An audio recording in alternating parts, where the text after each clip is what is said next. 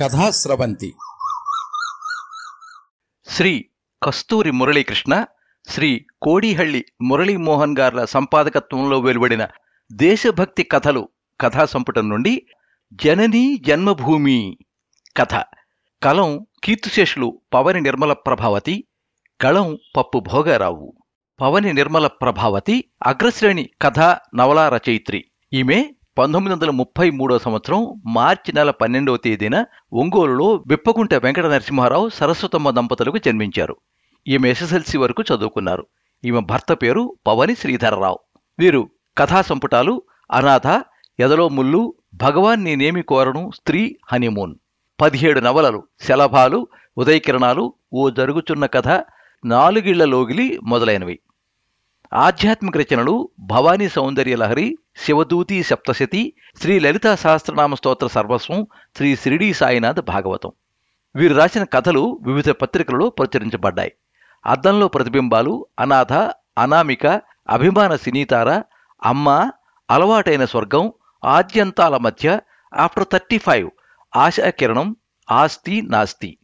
వీరు ప్రకాశం జిల్లా లింగసముద్రం మండలంలోని మొగిలిచెరలో 2015వ సంవత్సరం మే 27వ తేదీన స్వర్గస్థులయ్యారు.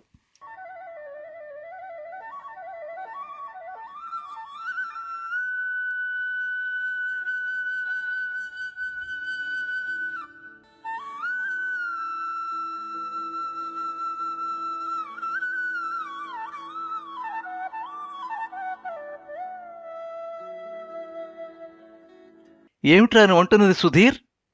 కంగారుగా తలెత్తి చూసి అంది పద్మజారావు. తన కోసం డైనింగ్ టేబుల్ మీద మూత పెట్టబడి ఉన్న గాజు ప్లేటు తన దగ్గరగా జరుపుకుంటూ నింపదిగా అన్నాడు సుధీర్. రేపు కలెక్టర్ ఆఫీస్ దగ్గర సైన్యంలో చేరదలుచుకున్న యువకులను రిక్రూట్ చేస్తారటమ్మా. నేను చేరుతాను. మరోమారు అర్థమయ్యేలా తల్లికి చెప్పి ప్లేట్లో నెయ్యి వేసుకున్నాడు సుధీర్. క్షణకాలం కొడుకు వైపు అయోమయంగా చూసింది పద్మజారావు. అప్రయత్నంగా ఆమె భ్రుకుటి ముడిపడింది. అప్పుడప్పుడు ఇతగాడి కోసం వచ్చే శర్మ, జాన్ వాళ్ల దుర్బోధ కాదు కదా ఇది అన్న సంశయం ఆమె అంతరాంతరాల్లో మెరిసి మాయమైంది. నీకేమైనా మతిపోయిందా సుధీర్? అలాంటి కర్మ నీకేం పట్టింది? సుధీర్ ఆశ్చర్యంగా తల్లివైపు చూశాడు. అది కర్మ అమ్మా, కర్మ. ఇన్ని మహిళా మండలులు స్థాపించావు, మరెన్నో సంస్థలకు ఆనరబుల్ సెక్రటరీగా ఉన్నావు, ఎంతో ఉత్తేజంగా ఎన్నో ఉపన్యాసాలు ఇస్తావు. ఎంఏ పాస్ అయిన నువ్వేనా ఇలా మాట్లాడుతున్నది? అతగాడి ఎర్రని ముఖం చిరుకోపంతో మరికాస్త ఎరుపుకు తిరగటం చూచి లోపల మురిసిపోయింది పద్మజారావు. నా కొడుకు చాలా అందగాడు. అవును, మరి నేనంత అందంగా లేను ఈ వయసులోనైనా అందామె మనసు గర్వంగా. ఏమిటమ్మా పలకవు? మరి నా పేరెందుకు సుధీర్ అని పెట్టావు? కోపంగా అరిచాడు సుధీర్. పద్మజారావు పక్కున నవ్వింది. అసలు రణధీరని పెడదామనుకున్నారు మీ నాన్నగారు. 4 అక్షరాల పేరు నాకిష్టం లేకపోయింది. ఆ వాతావరణాన్ని, ఆ విషయాన్ని సహజంగా మార్చాలన్న ధోరణిలో నవ్వుతూనే అంది ఆమె. ఇప్పుడు తమాషాలు కాదమ్మా, నేను రేపు వెళ్ళి చేరతాను. తాటి చెట్టెల్లే ఇంత పొడుగు పెరిగాను. నా మజిల్స్ చూడు ఎలా ఉన్నాయో. తప్పక సెలెక్ట్ చేసుకుంటారు. నాన్నగారు కూడా ఏమీ అనరు. సుధీర్ ప్లేట్లో చేయి కడుక్కుంటూ దృఢంగా అన్నాడు. పద్మజారావు తెల్లబోయింది. కొడుకు చాలా పట్టుదలగానే ఉన్నాడని బోధపడింది. అతడి వెనకాలే బెడ్రూంలోకి నడిచింది. బెడ్ మీద కూర్చున్నాడు సుధీర్. కుర్చీలో దగ్గరగా కూర్చుని మెల్లిగా అందామె. చూడ్నాన్నా, ఉన్నది నువ్వు ఒక్కడివి నాకు. మన ఆస్తి ఎంత ఉందో నీకు తెలుసు కదూ. మీ నాన్నగారు ఫారిన్లో ఉన్నారు కదా. ఆయనగారు రాగానే ఇక బిజినెస్ అంతా నీకు అప్పగించాలనుకుంటున్నారు. నువ్వలా వెళ్ళిపోతే ఇదంతా మేమేం చేసుకోవాలి? ఆమె కళ్లల్లో నీళ్లు సుడులు తిరిగాయి. సుధీర్ కలవరపడ్డాడు. అదేమిటమ్మా? అతగాడి మాటలకు అడ్డొస్తూ అంది పద్మజారావు. ఈ వయసులో నీ ఆవేశం ఇలాగే ఉంటుంది నాన్న. కానీ వెళ్ళిపోతున్న వయసులో మా ఆవేదన కాస్త అర్థం చేసుకో. మరి దేశం? ఆమె కన్నీళ్లు చప్పును తుడుచుకుంటూ నవ్వింది. దేశం ఏమీ కాదు. దానికోసం చాలామంది ఉన్నారులే. ప్రభుత్వాలు మారవచ్చు, మళ్లీ సర్దుకోవచ్చు. కానీ ఒక్కసారి ఆస్తి అంతస్తు పోగొట్టుకుంటే తిరిగి అవి సంపాదించుకోలేవు నాన్న. అవి ఉన్నంతవరకే మనం 10 మందిలో గౌరవంగా బ్రతకగలం. నా మాట విను. బిడ్డగా నిన్నే విషయంలోనూ నొప్పించలేదు ఇందాక. ఈ విషయంలో నన్ను మీ నాన్నగారిని నొప్పించకు. నీకంతగా ఓసారి అలా తిరిగి రావాలనుకుంటే రేపే ఏదైనా బోయింగ్లో సీట్ రిజర్వ్ చేయించుకో. అలా అలా తిరిగిరా. పద్మజారావు లేచి తన గదిలోకి వచ్చేసింది. సుధీర్ మౌనంగా పడుకున్నాడు.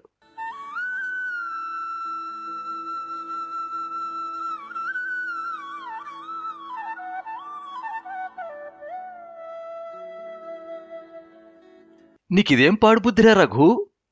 ఏదో ఆ బిఏ కాస్త పూర్తయింది కదా అని మేం సంబరపడుతూ ఉంటే వెంకట్రావు గర్జిస్తున్నాడు. రఘు నేలచూపులు చూస్తున్నాడు. ఇప్పుడప్పుడే ఏ ఉద్యోగం వచ్చేలా లేదు నాన్న నసుగుతూ అన్నాడు. అందుకని సైన్యంలో చేర్చేస్తావా? అపశకరపు మాటలు మీరును. రంగంలోకి విశాలాక్షమ్మ రానే వచ్చింది. చేరిన వాళ్ళంతా చావరు నాన్న. చాలేవోయ్ అతి తెలివి. రేపు నేను నీ వెంట వస్తాను. ఆ ఎమ్మెల్యే రామారావు గారిని బతిమాలి ఎక్కడో ఓ చోట టెంపరీగానైనా ఓ గుమస్తాగానైనా వేయమంటాను. అట్టే గొడవ చేయక. మరో మాటకు అవకాశం ఇవ్వకుండా బయటికి వెళ్ళిపోయాడు వెంకట్రావు. ఛీ, ఓ దేశభక్తి లేదు, ఓ ధైర్యం లేదు, బానిస బ్రతుకు. పెద్దగా కొణుకుతున్న కొడుకు వైపు వాత్సల్యంగా చూసింది విశాలాక్షమ్మ. ఆయనకు తిక్క కోపం అదే సర్దుకుంటుంది. అయినా మనకెందుకులేరా రఘు, సైన్యాలు వల్లకాడును. ఏదో గుమస్తాను టీచరు అయితే 4 రాళ్లు తీసుకొస్తే కాస్త మీ నాన్న రెక్క కడ్డు వస్తావు. నీకు ఉద్యోగం వస్తే వచ్చే ఏడాదేనే గిరిజ పెళ్లి చెయ్యాలి. దానికి 18 ఏళ్లు నిండిపోతున్నాయి మరి. ఆమె వంట ఇంట్లోకి వెళ్ళిపోయింది. రఘు ఆ చిన్న గదిలో అలాగే నిల్చుండిపోయాడు.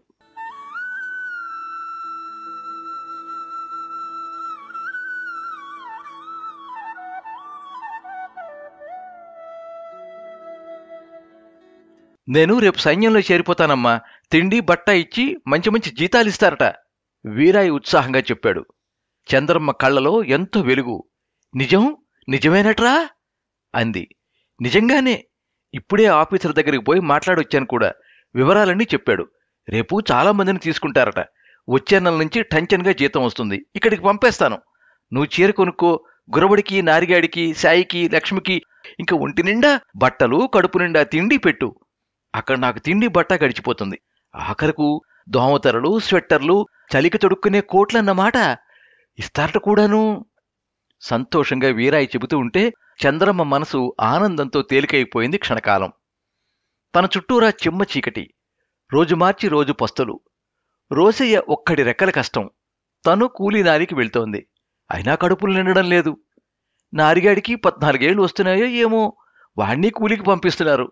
వాడు మొయ్యలేక నరాలు తెంచుకుంటూ బస్తాలు మోస్తూ ఉంటే తల్లిపేగు తెంపేసినట్టే అవుతోంది.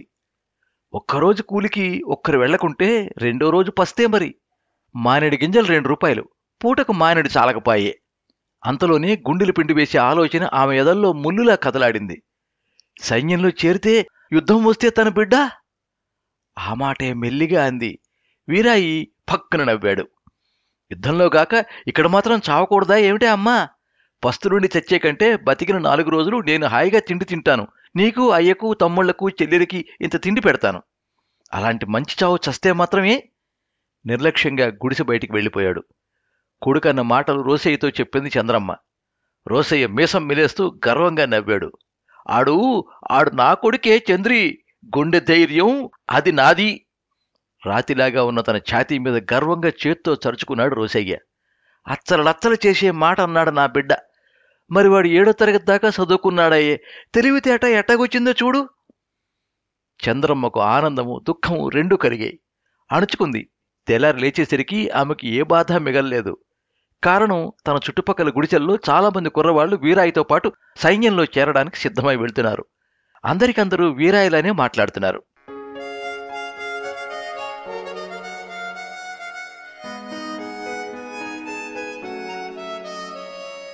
పదేళ్లు గిర్రును తిరిగాయి. చరిత్ర పుటల్లో కూడా చిత్ర విచిత్రాలు దొర్లుతున్నాయి. దేశం మారిపోయింది. మనుషులు మారిపోయారు. సామాన్యులు మరీ సామాన్యులుగా మారిపోతున్నారు. గొప్పవాళ్లు మరీ గొప్పవాళ్లుగా మారిపోతున్నారు. మధ్యతరగతి కుటుంబాలు గానిగొద్దుల్లా ఒకే పరిధిలో గిరగిరా తిరుగుతున్నాయి. సుధీర్ ఇప్పుడు బిజినెస్లో మెళకువలన్నీ తెలుసుకున్నాడు. తండ్రిచ్చిన ఆస్తిని రెట్టింపుగా పెంచాడు. త్వరలో రాబోయే ఎలక్షన్స్లో సమితి ప్రెసిడెంట్గా పోటీ చేయబోతున్నాడు. భార్య హేమతో ఈ మధ్యే కాశ్మీర్కు విలాసయాత్ర కూడా చేసొచ్చాడు. రావుగారు, పద్మజారావు చాలా సభలకు, సమావేశాలకు గౌరవాధ్యక్షులుగా, వక్తలుగా వెళుతూ కాలం సరదాగానే వెళ్లబుచ్చుతున్నారు. ఆనాటి మూర్ఖపు పట్టి వదిలి సుధీర్ ఇలా హాయిగా ఉన్నందుకు వాళ్ళిద్దరూ ఆనందించని క్షణం లేదు.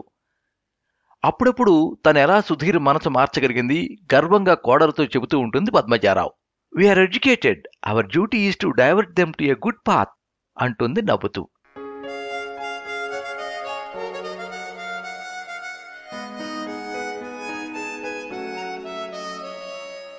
రఘు 8 ఏళ్లుగా యూడీసీగా ఉన్నాడు.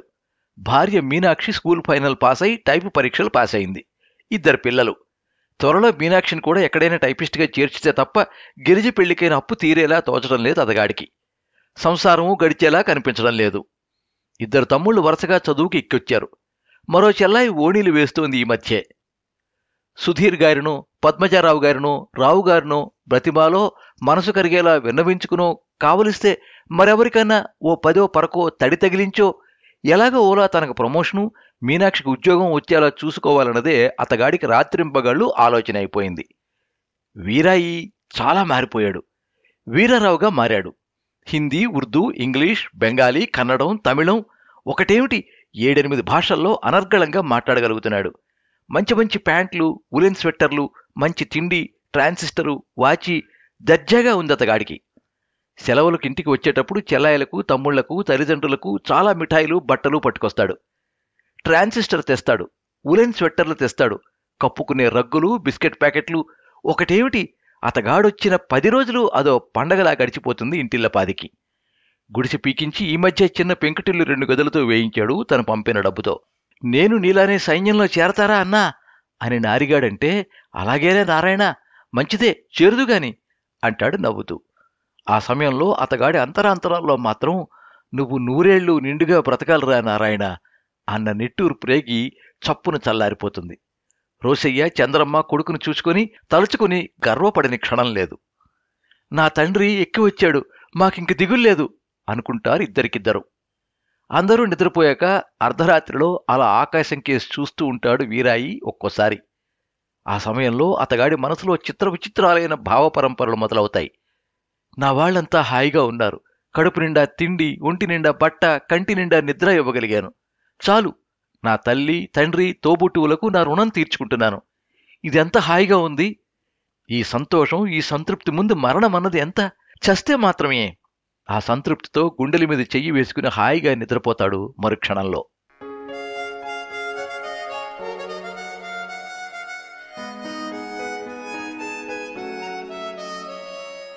ఆ రోజు సెలవులకు ఇంటికొచ్చాడు వీరాయి. వచ్చిన 3వ రోజే కమాండర్ దగ్గర నుంచి యుద్ధం ప్రారంభం కాబోతోందని, ఉన్న ఫలానా సెంటర్కు రావాల్సిందని టెలిగ్రామ్ వచ్చింది. దిగాలు పడిన చంద్రమ్మకు ధైర్యం చెప్పాడు. తండ్రికి కళ్లతోనే వీడ్కోలు చెప్పాడు. నవ్వుతూ ట్రైన్ ఎక్కాడు. మరి తిరిగి రాలేదు. యుద్ధం ముగిసింది. చాలామంది మిలిటరీ ఆఫీసర్లకు, పైలట్లకు, నౌకా దళాధిపతులకు, బ్రతికి ఉన్నవారికి, చనిపోయిన వారికి వారు ప్రదర్శించిన ధైర్య సాహసాలకు గుర్తింపుగా మెడల్స్ అందజేయబడుతున్నాయి. ఆ రోజంతా చనిపోయిన వీర జవాన్లకు శ్రద్ధాంజలి సమర్పించే సభలు దేశమంతటా జరుగుతున్నాయి. ఆ సభలో సుధీర్ తన పేరుతో సైనిక కుటుంబాల సహాయార్థం నిధి వసూలు చేస్తానని, మొదటి విరాళంగా 1000 రూపాయలు ఇస్తానని ప్రకటించాడు. చాలా రోజులుగా రఘు, వెంకట్రావు ఇలాంటి అవకాశం కోసమే కనిపెట్టుకుని ఉన్నారు. పెద్ద పెద్ద వాళ్లంతా ఒకచోట చేరినప్పుడే తమ పనులు కాస్త వాళ్ల చెవిని వేయటం, అవుననిపించుకోవడం మంచిదని ఇద్దరికీ ఉంది. ఆ రోజు నేను వద్దను బట్టి సరిపోయింది, లేకుంటే ఈనాటి గతి ఏమై ఉండేది? ఈ సభలో నువ్వు ఓ కీర్తిశేషుడిగా మిగిలిపోదు అన్నట్లు చూపులు విసురుతున్నాడు వెంకట్రావు కొడుకు వైపు అప్పుడప్పుడు. కండ, గుండె ఏనాడో చచ్చిన రఘు అవునవును అన్నట్లు తలాడిస్తున్నాడు ఉండి ఉండి జీవోత్సవంలా. పద్మజారావు నిజంగానే చాలా అలసటగా ఉంది. అధ్యక్షోపన్యాసం అయ్యేంతవరకు కుర్చీలో వెనక్కి తలవాల్చి రిలాక్స్ అవుతోంది. నిన్నంతా ఆమె చాలా శ్రమపడింది. రోసయ్య, చంద్రమ్మల ఇంటికి స్వయంగా కారులో వెళ్ళింది. ఇద్దరినీ చాలా వివరాలు అడిగింది.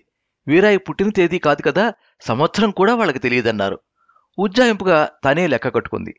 వాళ్ళిద్దరూ ఏడుస్తూ చనిపోయిన తమ కొడుకును వర్ణిస్తూ ఉంటే జాగ్రత్తగా అతగాడి ఆకారాన్ని మనసులో గుర్తుంచుకుంది.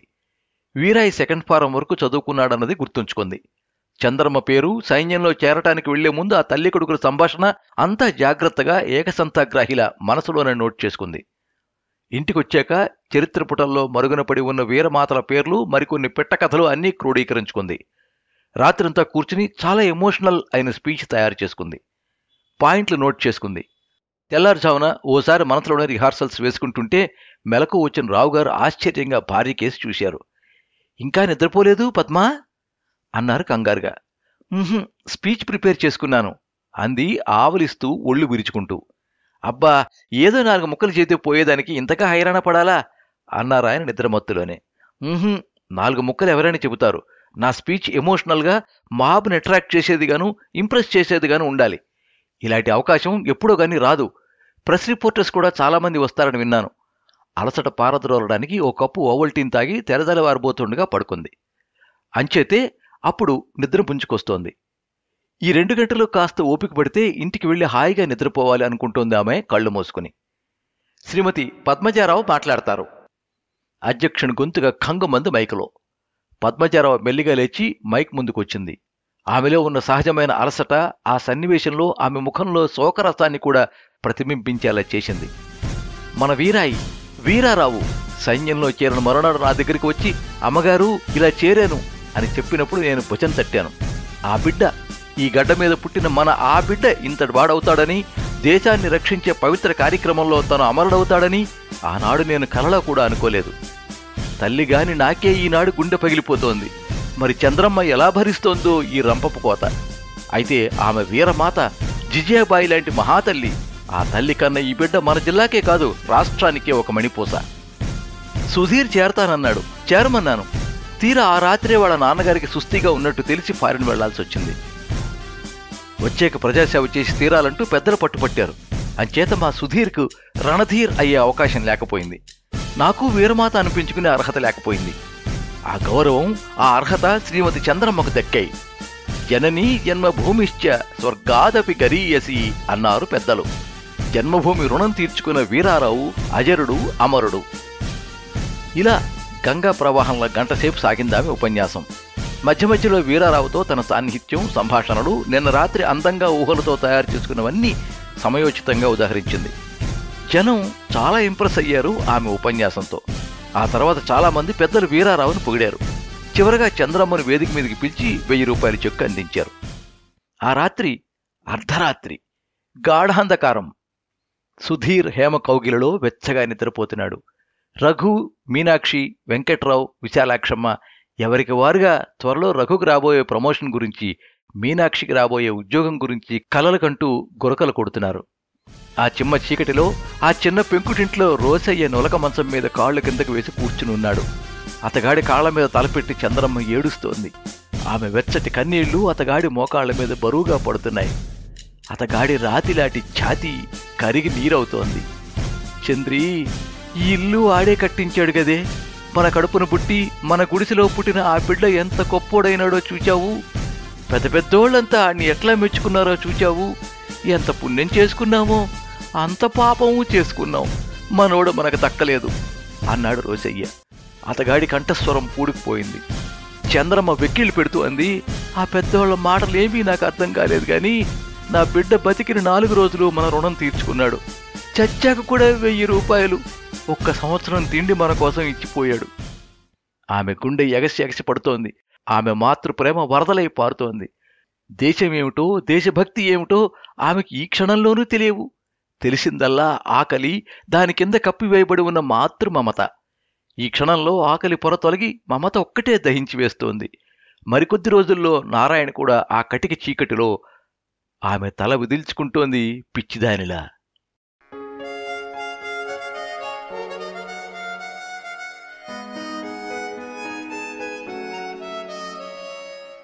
మీరింతవరకు జననీ జన్మభూమి కథ విన్నారు.